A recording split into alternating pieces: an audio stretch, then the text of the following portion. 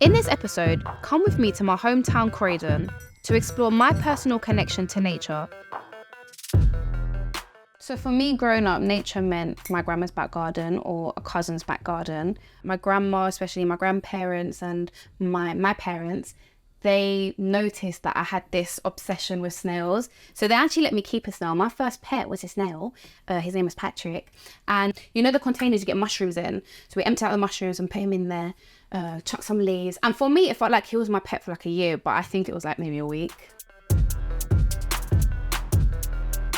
Always had so much curiosity when I was growing up, and like nature was one place I could like release that energy. Never had really anyone to talk about nature with growing up.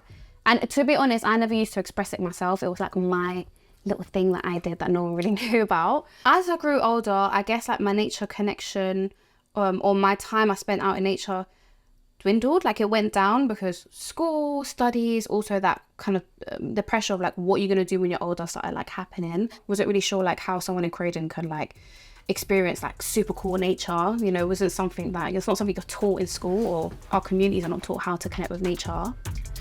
Got my lip gloss, got my mirror.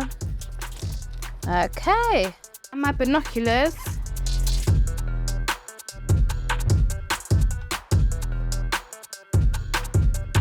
This is Soul Food Garden, a community-led garden run by myself and other neighbours in South Croydon.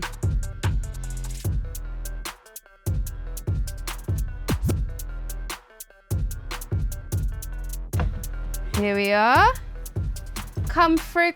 Sorry about the mess. We had a party last night. Oh my God. Oh, what more do you want in life? And then this is my favourite part. You ready? No. Look at this. And you know, me and Marcus always said, innit Marcus? We always used to say, because people call this the dead end. And we're like, nah, what is it? The live end. The live end.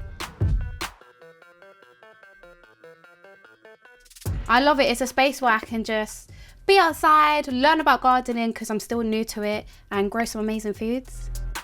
Oh yeah, I'll teach you guys something. These little things coming out, it's grass. So some grass seeds have come onto here. This is what Marcus taught me. So whenever I see little grass seeds, I just take them out, little grass like this. Just take out the grass because they will suck up nutrients away from the things that we want to grow, you know? Take these out. Sometimes I pull out the wrong thing. Don't tell Marcus.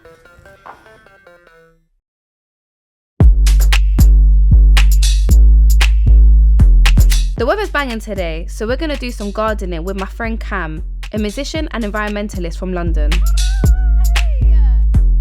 How are you? Wow, oh my God. Nice. Wow. Cute, innit? That's like everyone's dream.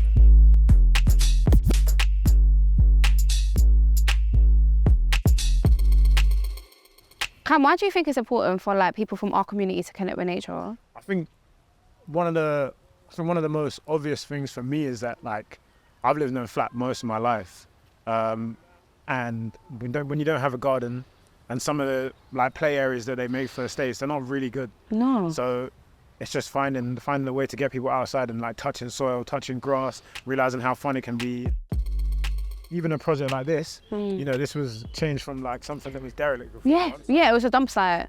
And now it's turned into something that everyone around it can enjoy. Yeah. Even if their garden isn't nice or whatever, and they don't have that space in their garden. And they can benefit in different ways. Like just by being outside, you don't need to be a gardener or know how to garden. You can just come here and catch a vibe, take your shoes off, walk around, feel grass. So what is off-grid? Like, explain to me, what is that? So when I first started it, I was basically inspired by, you know, everyone at London Wildlife Trust, you know, obviously us being a big part of that family, and all the young people there is just inspiring. The main objective was to get young people into nature. But I think it's hard for people to know, you know, like obviously there's a lot of work that we do and trying to show people how to do that, but and show people where these places are, but people don't really know where to look for it. Like, you know, some of the biggest influencers, bar you, and there wasn't really anyone who was like, from our community that had the platform and was able to make it accessible. I think for a long time it was guys in like Berghaus and other random brands that people just couldn't really relate to. That felt like a barrier.